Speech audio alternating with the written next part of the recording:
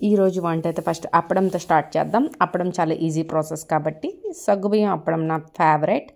And నేనైతే first తాలింపుకు ముందు video on చేయడం మర్చిపోయా. ఉల్లిపాయలు, పచ్చిమిరపకాయలు, ఎండుమిరపకాయలు, కరివేపాకు, జీలకర్ర, సరసాలు ఇవన్నీ వేసి బాగా ఫ్రై చేసి తర్వాత మనకు నచ్చిన షేప్లో కట్ చేసిన బెండకాయలు అయితే వేసేయాలి. వేసి ఇటు అటు తప్పి తర్వాత అందులో కొంచెం సాల్ట్ అయితే యాడ్ చేయాలి. సాల్ట్ వేస్తే తొందరగా మగ్గిపోద్ది. అండ్ ఒక 1 సెకండ్ మూత కూడా పెట్టుకోవచ్చు. తర్వాత ఉప్పు, కారం, పసుపు ఇవే సరిపోతాయి. బెండకాయ కూరకి అన్ని రకాలు వేయక్కర్లేదు, టేస్ట్ అయితే మారిపోద్ది. తర్వాత ఒక బౌల్లో తీసుకొని పక్కన పెట్టుకోవాలి.